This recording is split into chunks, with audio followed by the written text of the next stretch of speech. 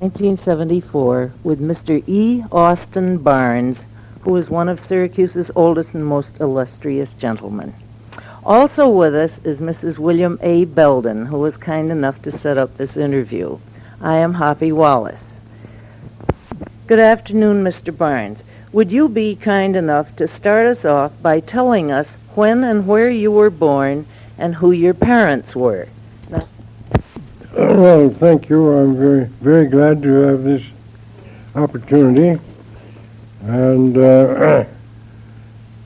some people seem to think I was born much too early in life, but I can remember certain things, although I've been accused of trying to convince people I was sitting in the Ford Theater the night Lincoln was shot.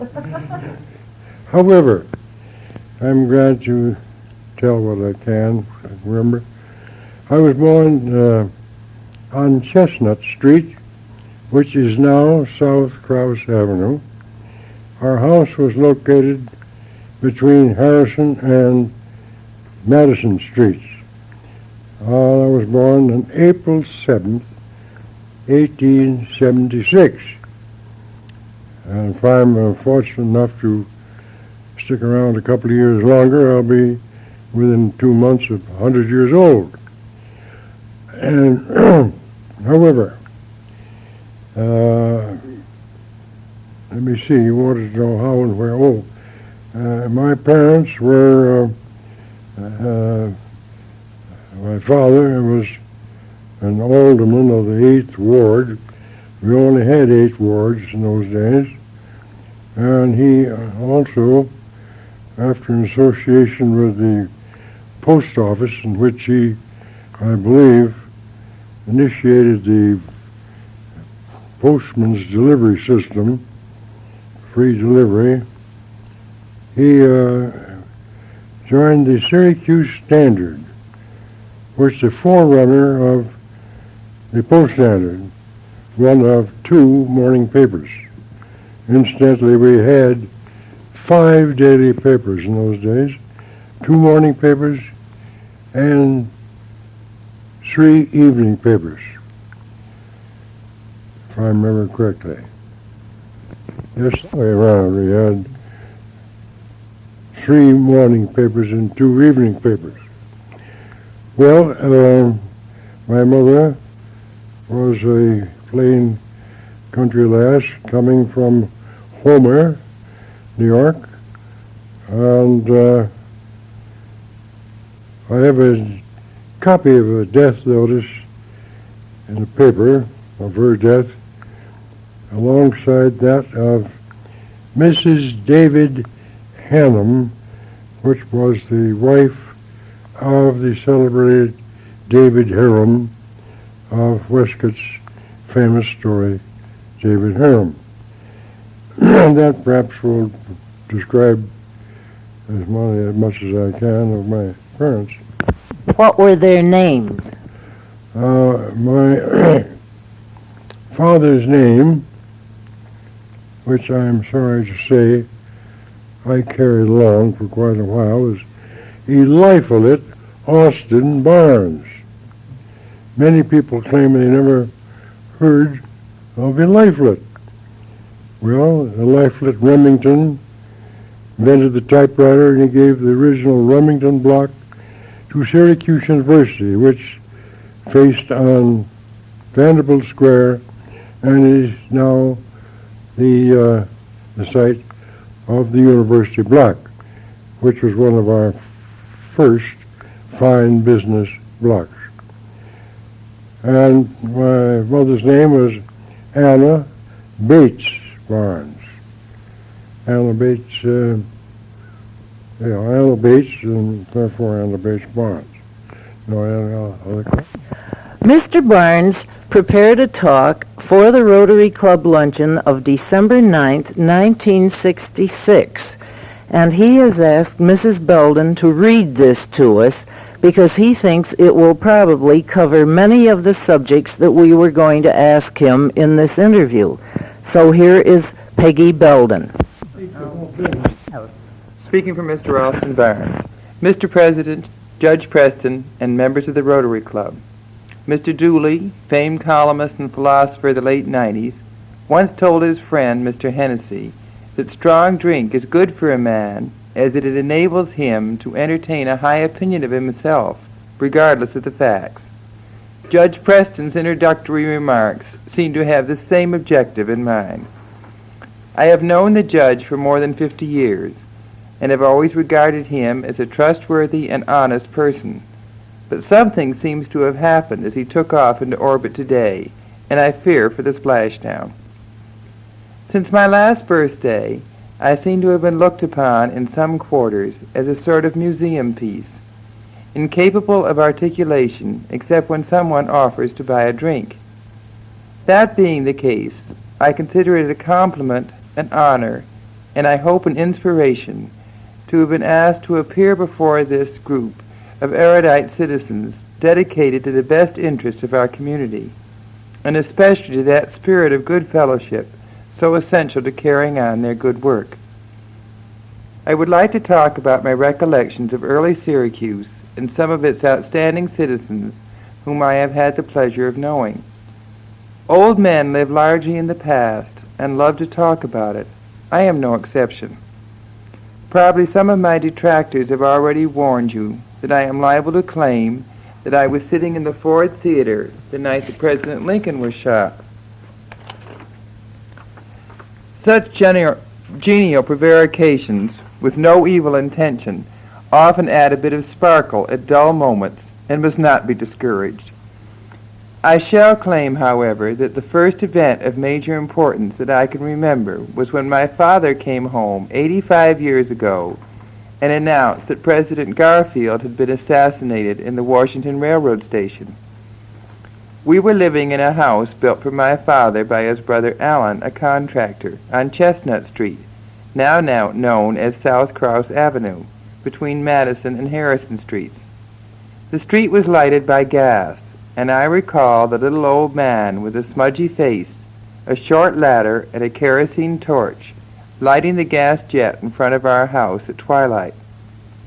Horse cars, each hauled by 2 horses, toiled slowly up the hill. At the bottom, a third horse was added at the noon rush hour. Dinner was usually served at noon, and all those who could came home for dinner.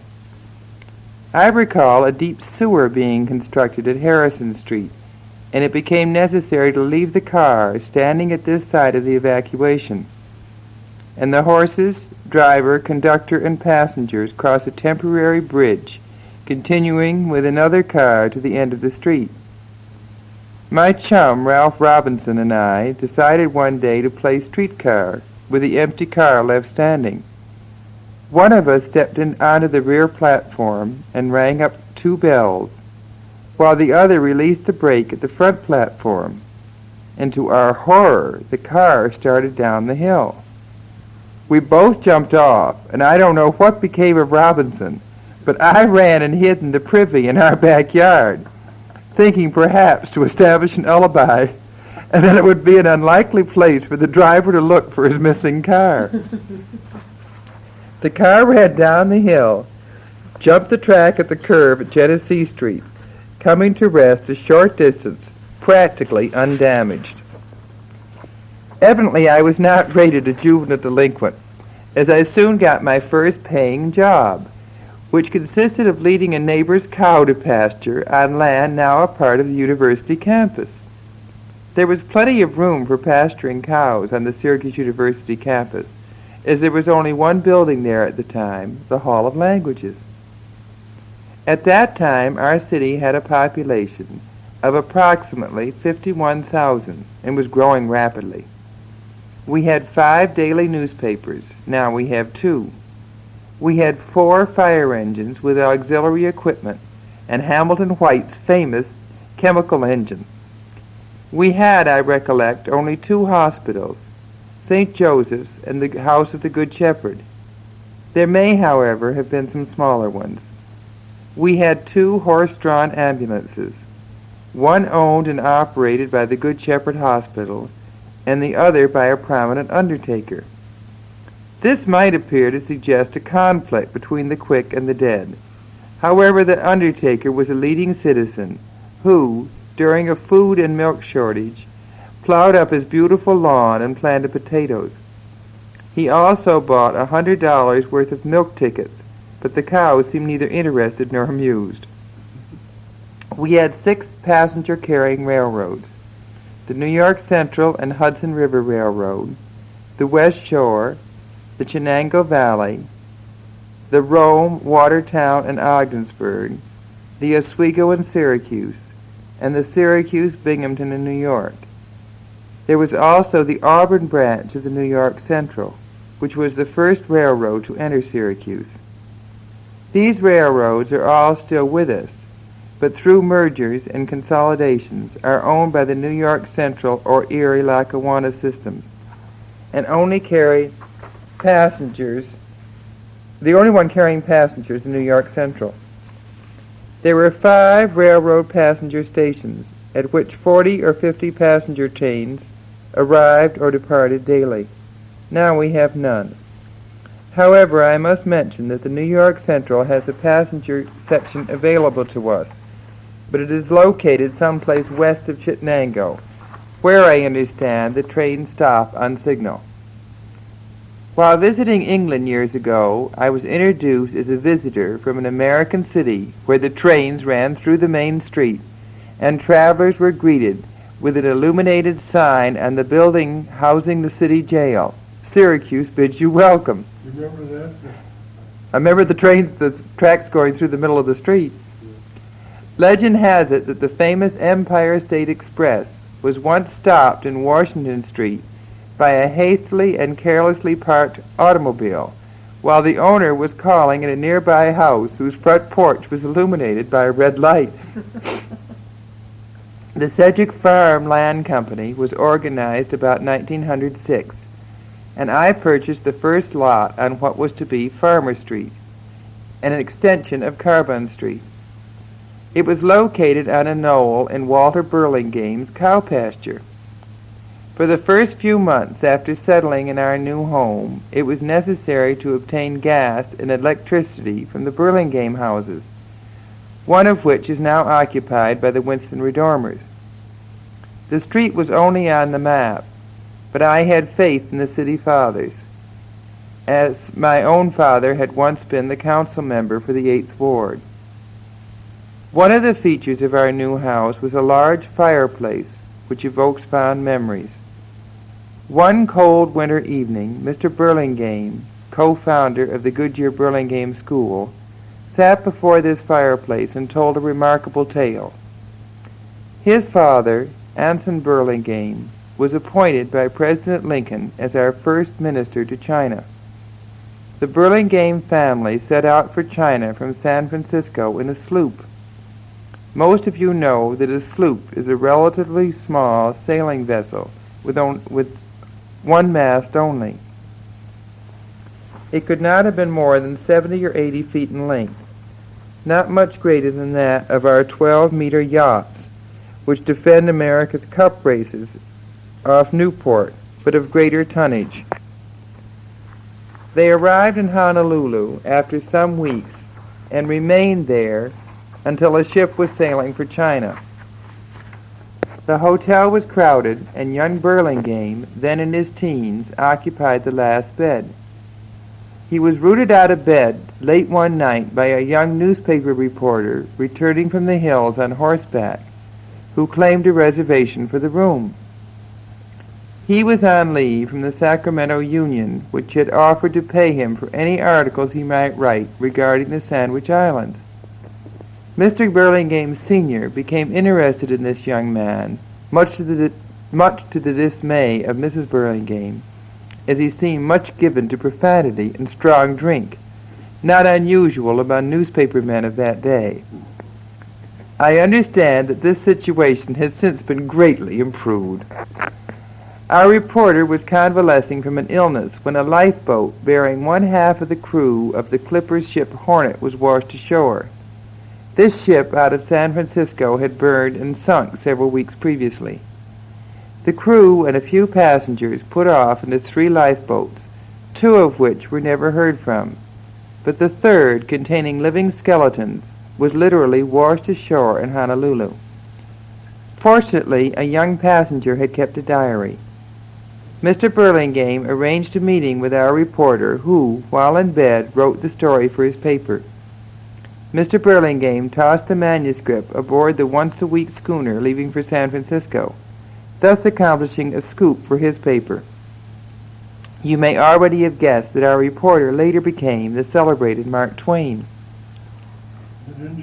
I didn't guess. No, neither did I. The point of it is, of course, that there was now living a man myself who heard from the horse's mouth. As the man who saw Mark Twain in his early days, who wasn't even on a earning his living, you might say, but would be paid anything that they would publish in the Sacramento Union, and this Burlingame gave him this start. You might say that's the first really big thing that Mark Twain ever did in the way of a newspaper scoop. And I heard it from the young man who was present when it happened. Very interesting. Oh, Yeah. that is... Say back. All right, back to our paper again. After about 5 years of service in China, the Chinese regent, feeling that he had a good thing going, appointed Mr. Burlingame as the first Chinese representative to our government. This enabled Mr. Burlingame to negotiate treaties with the United States and several European countries in which China recognized international law for the first time. One of our most distinguished citizens was Hamilton S. White. He graduated from Cornell University in 1879. His uncle, Andrew D. White, also a distinguished citizen of Syracuse, was Cornell's first president. Hamilton White, a personality of great charm, exponent of gracious living, independent means and social position, became our first real fire buff. At his own expense, he installed our first fire alarm system, involving over 12 miles of wire. He installed our first chemical fire engine in a complete and almost palatial firehouse across from his own residence on East Genesee Street. This fire station was complete with all the electrical gadgets available at the time. Horses were released automatically upon the stroke of a big fire bell in the city hall. Harnesses were dropped upon the waiting horses and quickly adjusted. Meanwhile, firemen who had been rudely awakened by electrically removed bedclothes. By the time the fire bell had tolled out the number of the alarm box, the outfit would be taking off. Next door to the fire station was Mr. White's private stable, in which his coachman lived. It also housed a fast horse and a wagon with Mr. White's firefighting equipment, boots, coats, helmet, and so forth.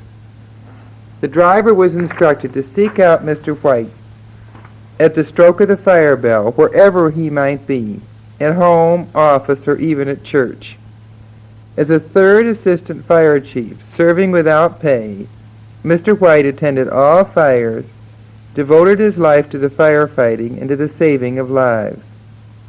In March 1898, he lost his life in the Maori Hotel fire, dying in a nearby drugstore with his faithful driver by his side. It is of interest to know that the driver was the father of our Senator John Hughes. Mr. Hughes went on to become the driver of a 3-horse, coal-burning steam fire engine, and later captain of Engine Company No. 9 on Oak Street.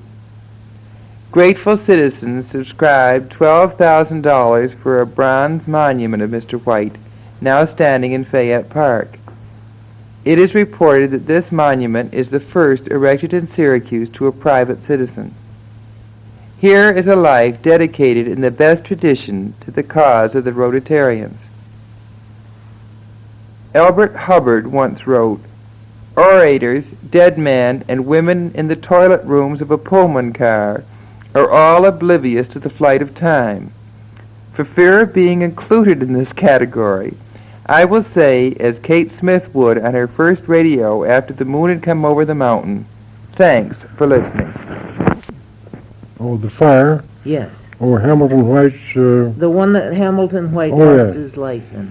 That was the Maori Hotel, I believe, located approximately the corner of Salina and East Onondaga Streets.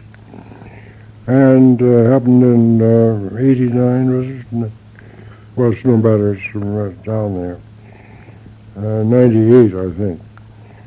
And well, that's all I need to say, in as much as is on record here. Right. And the other fires that I remember something of, but not too much, were one the celebrated Collins Block fire, in which quite a number lost their lives. I saw nothing of that. And then the Bastable Block had a habit of burning every few minutes, and was in my early days housed the Shakespeare Hall, which was a burlesque theater, and located on the second floor. And mostly I recall that we kids of, say, 14, 15, maybe not quite so old, if we could scrump a quarter and be able to explain where we were on a Saturday afternoon, would sneak into the gallery of this burlesque theater to see Billy Watson and his sliding sliders, mostly beef truss, girls in pink tights and of large proportions from the middle down, and a great thrill for kids.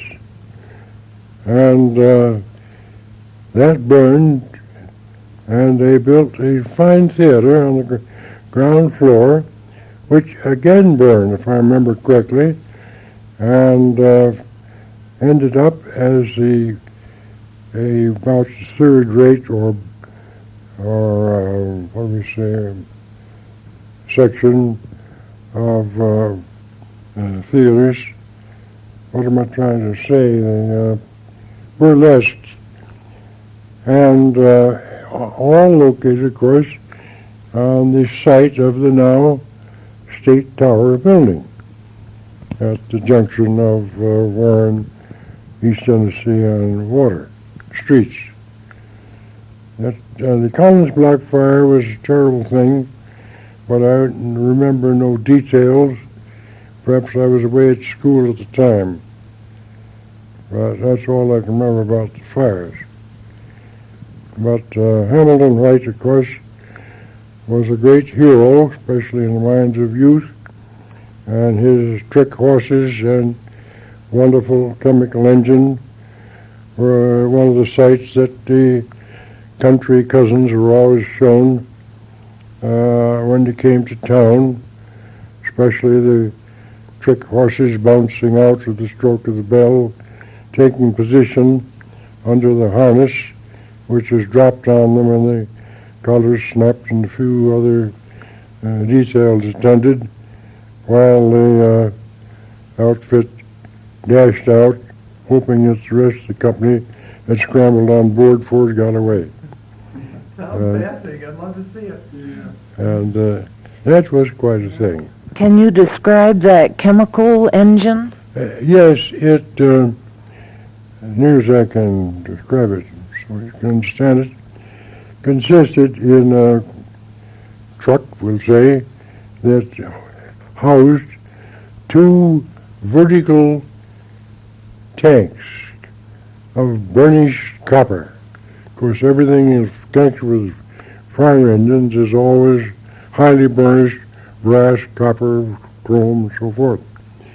And these tanks two of them, I say vertical, we'll say about 4 feet in diameter and perhaps 6 feet tall, were filled with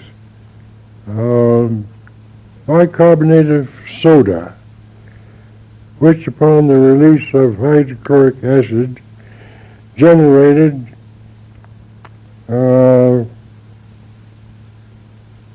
carbon dioxide gas, which is,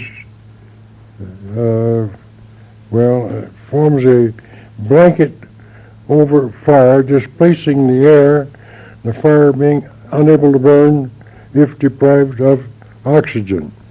And in this gas of considerable volume, of course, being transferred from solid to gaseous form, produced a tremendous volume of inert gas, no oxygen being present, and was similar, we might consider it, oversized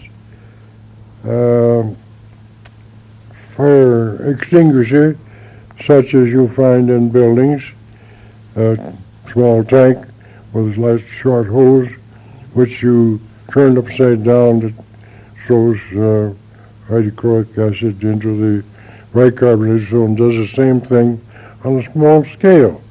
And this was very effective. Mr. White gave it to the city in due course, and the city carried on for a number of years. And it was quite a sight. We'll talk about the bottoming out of the canal when that happened, and Mr. Barnes remembers that. Well, the Erie Canal, in its course, which downtown is now Erie Boulevard, and the course can easily be traced because it's all there. And when you drive out Erie Boulevard to the west, you are driving, figuratively speaking, on the bottom of the canal, raised up, of course, to proper elevation and properly paved.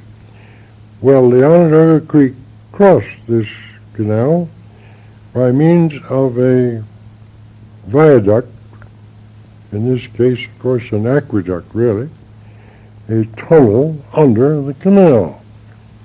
And, of course, the canal level was fixed.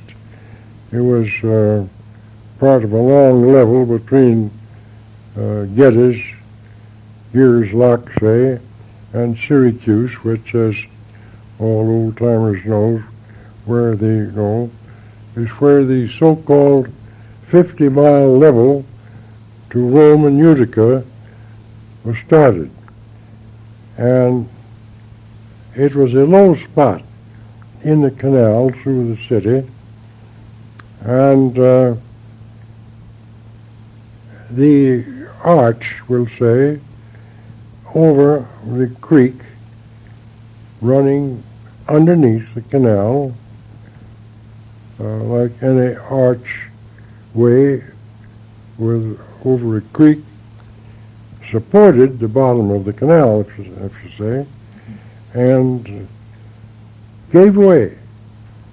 A keystone or other member of the arch gave way, which made a vast opening in the canal bottom, through which the water rushed madly, sucking or drawing into it all canal boats within 1 or 2 miles either way of this point.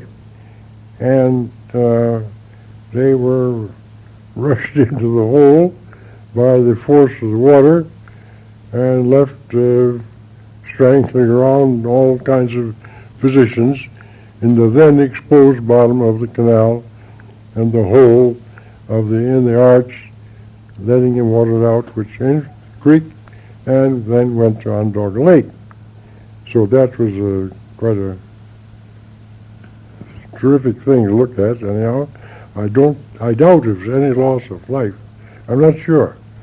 But it did some foundations of buildings alongside, mostly breweries, were damaged, and there was certain building collapsing and losses of that nature due to the foundations which formed the site of the canal, you might say, being knocked out by water and so on. So it was quite a disaster, and certainly a picturesque one. If you could tell us how they kept the canal clean. Of course, the canal was really an artificial waterway with very little current. Such current as occurred in the canal was due to the lock at the end of that section, locking down to the lower elevation, or conversely, the higher elevation at that lock, dumping water into the level you're looking at, and a small current was set up that way.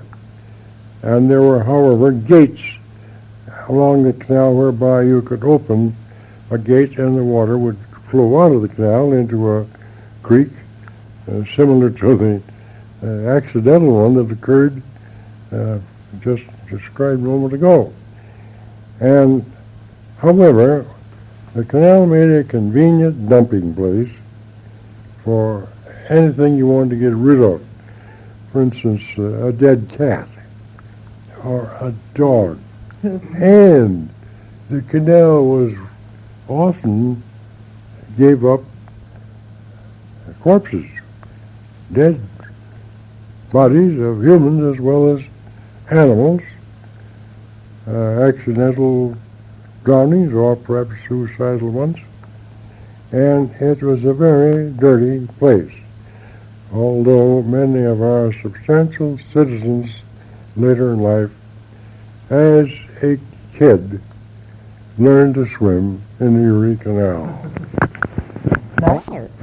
Spring, the water was drained from that particular section. It could be easily drained, and by hand labor, of course, wheelbarrow and pitchfork and shovel, the canal was physically cleaned, and the garbage and stuff that was there, that old broken down wagons and anything was difficult to dispose of, if you could sneak it into the canal after dark, there it was. And you have got rid of an annoyance. The cleaning was quite a job. I might incidentally say that in the wintertime, the canal was a great source for popular skating. And Hancock mentioned that he and his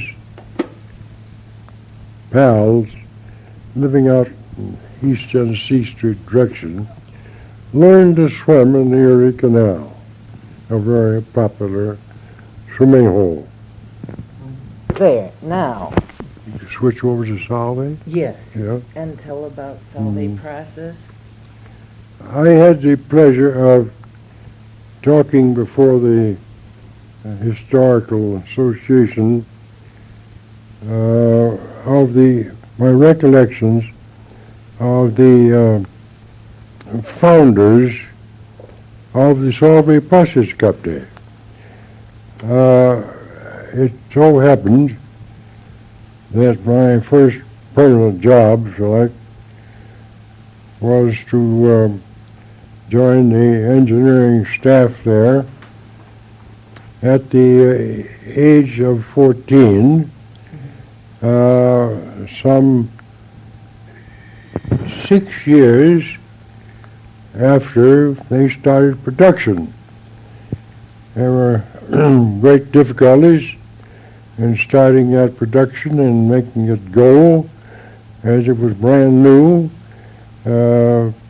obtained from the Solvay brothers in Belgium, and they were having great difficulties. and I kindly consented to help them out by consulting and acting on this work at the price of $4 per week. And it was a very thrilling experience for a young man with his first pair of trousers, long trousers on. And now, you want me to begin on that?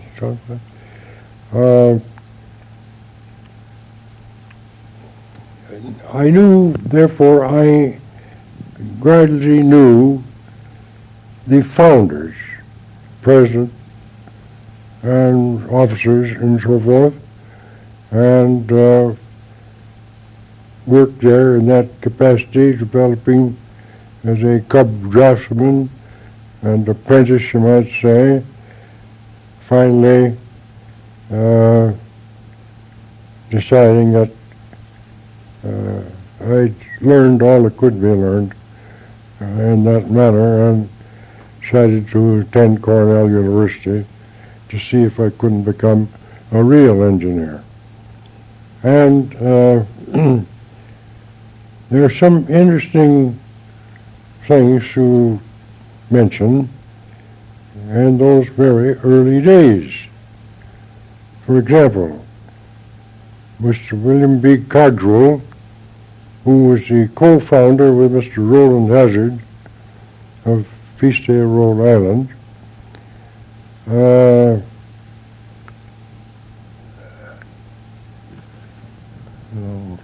was the first manufacturer in this community to adopt the 8-hour shift, or 3 shifts, as the current operations are carried on by 2 shifts, one at 11 hours, and that's the day shift, and the night shift of 13 hours, making up the full 24. The first trolley line in Syracuse had just been finished from the Empire Hotel at Salina and West Tennessee Street to the gate at Solvay. Fare was 5 cents. The Solvay officers were given very much to workmen welfare and did everything they could to ease the work, the burdens, and the dangers of those working in what was termed in some quarters as an alkali hell. And a special train left downtown Syracuse at the old Washington Street depot at 6:35 each morning, arriving at the works at 5 minutes of 7 to deliver the day shift, taking on board at 10 minutes after 7 the night shift, which, as I mentioned before, had put in 13 hours. Now then, through the company, the fare on this train was 2 cents. And of course, I, not being a wealthy person at that time, decided that the difference between the 2-cent fare and the 5-cent fare was enough to justify my taking the early train rather than the one at electric car at 8 o'clock, arriving with the workmen with nothing to do but get into trouble, and before the real office opened, although I joined the office boy with a fellow duster, dusting off the desks and all that sort of thing, until the office really officially opened. I remember that first winter I lived in my brother's home on the eastern part of Syracuse, of walking down to the station to take that 6:35 train and not getting home again until the evening train arrived at the station at 6:35. It was a long, cold day. I remember that very well, especially as I carried a cold lunch in a lunchbox.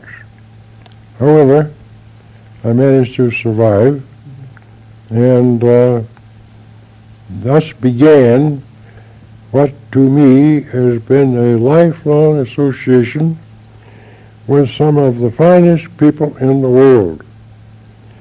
I was so fortunate in having been able to Stanley Bagg, one of our older citizens, to get this job through his son-in-law, John Pellick, father of our Dr. Winthrop Pellick, who died a few weeks ago.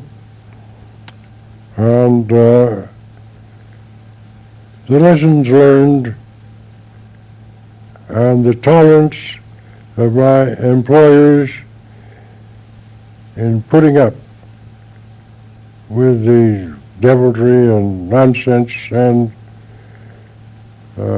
everything but fine attention to his job, that enabled me to carry on in that group of people who were instrumental in financing my way to college, that I shall always recall with great pleasure and great appreciation of the lessons learned so early in life from such a wonderful group of educated, tolerant, scientifically bent men who established really the chemical industry in America. Period. Now that's new, this stuff. I must add that my first experience at Split Rock was when it was Solvay's quarry, source of the limestone, which is required in hundreds of tons a day, from which the is one of the main byproducts in the process. And a cable road was built from Split Rock to the plant at Solvay, about 3 miles distant, to transfer the broken stone from Split Rock to the plant. And it was quite a interesting operation. And then the quarry more or less ran out, and the company moved to Jamesville, which is now the source of stone, which is brought in by the Erie Lackawanna Railroad in several trains a day. Therefore, I knew Split Rock when it was a quarry, and that would be in 1890 to 91 or 2, and we had occasion to do quite a bit of engineering work on the cable road, overhead cable road, which was always causing trouble. And then, of course, later, during the First World War, it became eventually the largest TNT plant in the world. And carried on before we entered the war. And in 1918, summer of 1918, I believe, unfortunately, a fire occurred which resulted in an explosion, or perhaps the other way around. An explosion resulted in a fire in which 50 lives were lost. And I personally, at that time, had charge of the water supply and other power matters connected with the plant, and was given the job of taking care of the burial and funeral arrangements of 15 of these victims of the fire who were unidentified. In other words, 15 names were known to have perished, but you couldn't find the bodies. So bones were allocated to 15 caskets, 15 graves in one long semicircular arc were dug at Morningside Cemetery, and a suitable monument erected by the company, and the burial service conducted by not only a rabbi, but a Protestant minister and a Catholic priest. And I can't resist telling of my impression of the Catholic priest who took part. Perhaps this is not the place to talk of such matters, but I do recall having intimate charge of all this operation myself. I very keenly felt certain responsibilities. The priest said it is, or put it this way, the rabbi, I think, read the lesson. The Methodist minister led a prayer. The Catholic priest said something like this. He says, I have certain ideas on religious matters which I'm sure will not be wholly agreed upon by the brother on my right, referring to the minister or the rabbi. And he has some ideas that I can't wholly subscribe. The same can be said of the brother on my left. But isn't it sufficient for us here today to carry on to the end in a manner which will qualify us to meet our common God, as are these heroes whom we honor today? Now, that made a great impression on me. I said, what the hell is it all about? We don't know. And I'm not talking now on this Yes, thing. you were. Oh, no. Railway stations and the railroads. That to me was important, of course, because now there aren't any railroads anymore. And you might say. There were trolley cars too, weren't there? Yes, and I mentioned it in the Solvay. Worked there in 1890 when I first got my job. The first trolley car was in operation, and that went as far as the Solvay Gate. Well, I tell you, a lot more of this stuff is really in this spiel I made at the Historic Association, so I can give you that, see, and we don't need to use it at the moment. And I can put in the proper, as much of it you want to put in the proper place. I was... The Spanish-American one. Yes, I was, I can remember your grandfather, saying he's going to enlist, going to join up. Well, I says, you're crazy. What's the idea? Well, he says, this is going to be the greatest show on earth, and I want to go. As you know, he came out a major, didn't he? Yeah, and that was the First World War. First World War. He came out of that war as a major. I always honored him for it. Matter of fact, Uncle Ellis, I still have War. I was a junior in college at that time, and had I not been indebted, you might say, to the Solvay Process Co for money on my education, and I felt beholden to them and had no business racing off and running the risk of never seeing the money again. And so that was one of the reasons I didn't join. Cowardice was probably the other. But anyhow, members of my class in college joined up. But that was a kind of a phony war, you know, and didn't last long. And more loss, greater loss by disease than by actual conflict. But Theodore Roosevelt delivered the commencement address in my class at Cornell. He was then governor of New York State.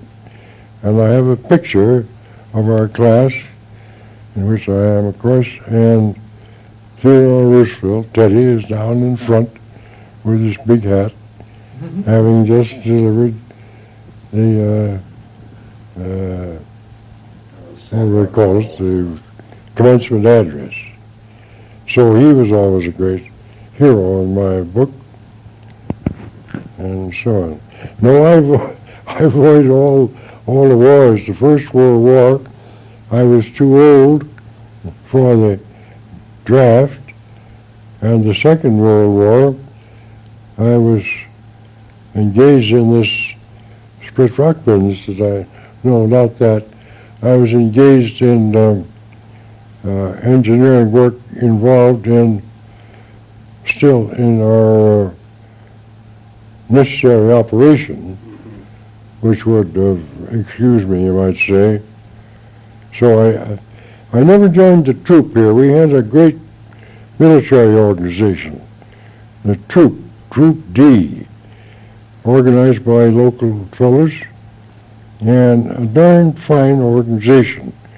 All of my friends were in it, but I had just recently been married and had to spend also a great deal of time away from home on inspection work in connection with the plants we were building, which were all essential war plants, you might say, manufacture of chemicals and coke, and I couldn't spare the time to drill.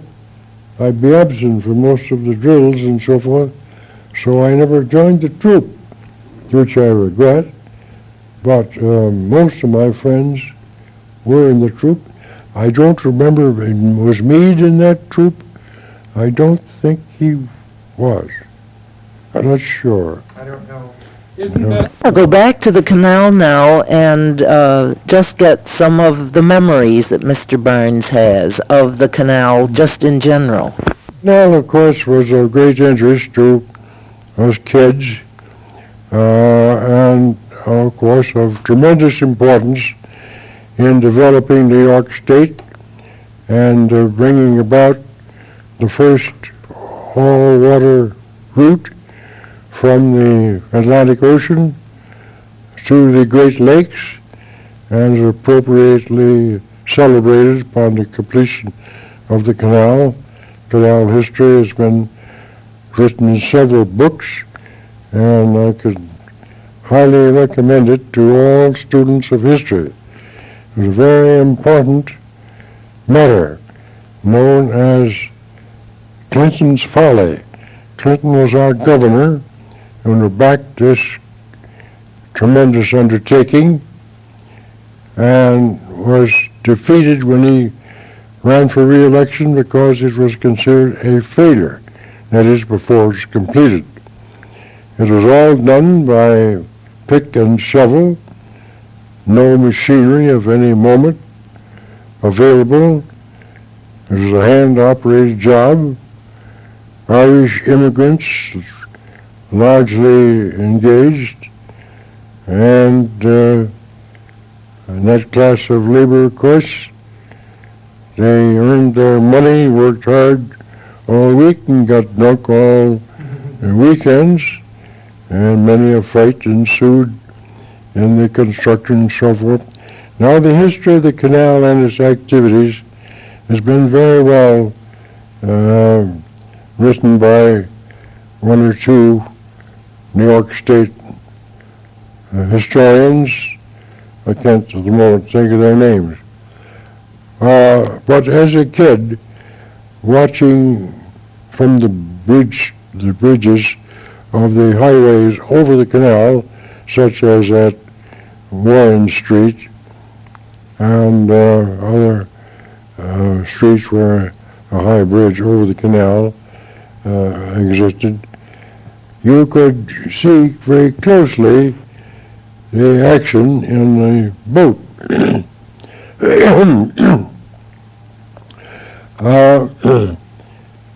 Mule-drawn motive power. Somebody asked me out in Detroit once, what kind of power did they use on the Erie Canal? Well, I said they used hay burners mostly, and he didn't get it. He said, I was funny, I should think that coal would be cheaper. Well, I said, no, hay burners are handy. We had them all around, and well, the poor hay burner was a mule, usually a team of mules, drawing this canal boat or two canal boats together at the end of a long tow line. And forward in the canal boat was a little cabin which kept the one set of mules. There were two or three. And they worked in shifts. I don't know how long a shift, but probably not much over 8 hours. The poor mules slowly dragging this boat with a constant tension on the tow line so rubbed his collar that they became raw underneath. And the so-called galled mule was a terrible sight. And we had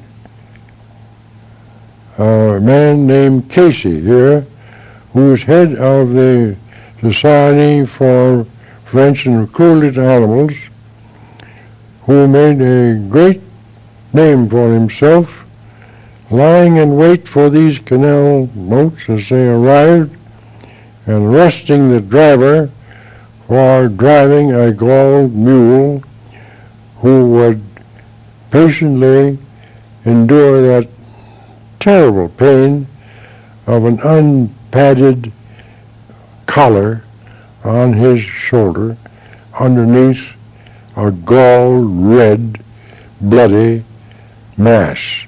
You could see in the windows in the forward cabin where the mules stood during their off hours, and the flies settling on this galled neck of the mule made you sick.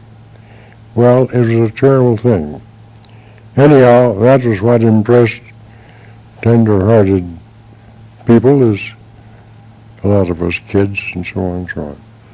Well, that was the thing that impressed us. Well, canal life has been very nicely written in, I'm sorry I can't remember the names of these New York State authors who've done very well, and the history of the canal and so on and so on.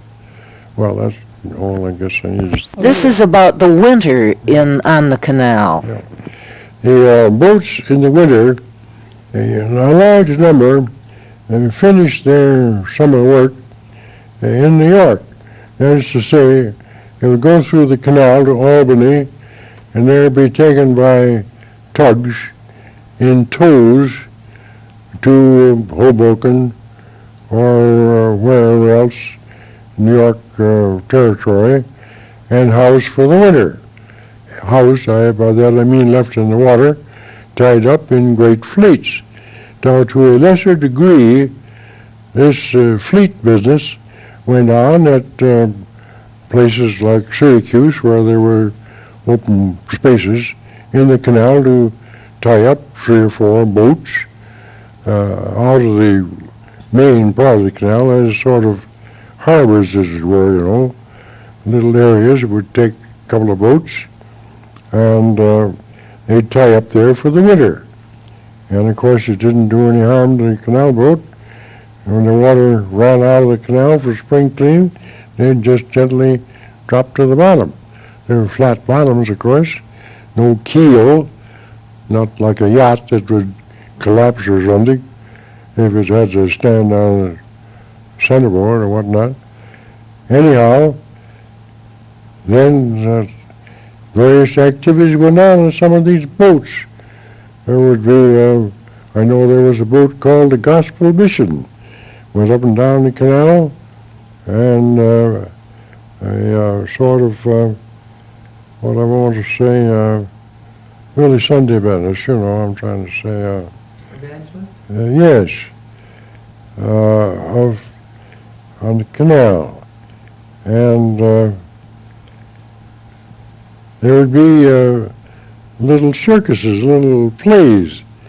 There'd be a canal like a showboat on the Mississippi in a small way was possible on the canal. And it is of great interest. And of course, did I mention the skating rinks? And the remember each year for some years, water would be left in the canal in the sections involved the area between Warren and Salina Streets, and a fence built in the ice, fencing it off, ice kept clean of snow, and admission of 25 cents charged for skating. And we would have hockey games on the ice on the Erie Canal. And then, of course, out of the country, where the water was still in the canal, there was skating going on. And, of course, I think that's what they have in mind with this canal recovery now between here and Rome. I think that's a great thing if they can have water there during the canal season. Ages. Transportation before the trolley car was, of course, largely public conveyances were largely the horse car, which I've referred to. And then came the trolley car, but private transportation, automobiles were unheard of, and the wealthy had horses, fine horses, coachmen, and some very fine equipment in the way of carriages, beautiful carriages. And of course the four-in-hand coach, and the famous Lonnie Yates, who was proprietor of the Yates Castle, had a tandem cart, which was a two-wheeled cart with an attendant, a groom, holding the head horse while Alonzo mounted and told the groom to cast off and get aboard the jump seat at the rear as best he could while he dashed off down the street to the interest and amazement and amusement of people.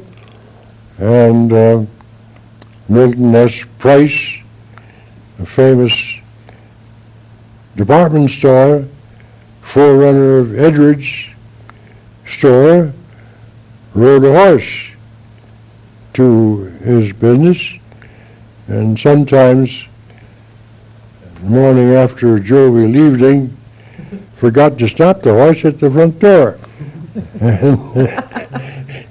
and instances of that sort. And the carriages were lovely, coachmen well equipped, and the four-in-hand tally-ho with long horn, reminiscent of the English stagecoach, were all features of our fairs, where they had horse racing, of course, carriage racing, as well as running horses. The county fair and the state fair were great features of those days. My father was interested in serving the state fair, which moved about from city to city: Elmira, Binghamton, Watertown, Buffalo, and finally ended up permanently at Syracuse. But prior to, we'll say around 1900 or before, somewhat before, yes, the state fair was a movable feast. It's held forth a different city each year. Finally settled at Syracuse on the present location. And this went on during the week, amusement of all sorts, the canoe carnival, or whatever it was called,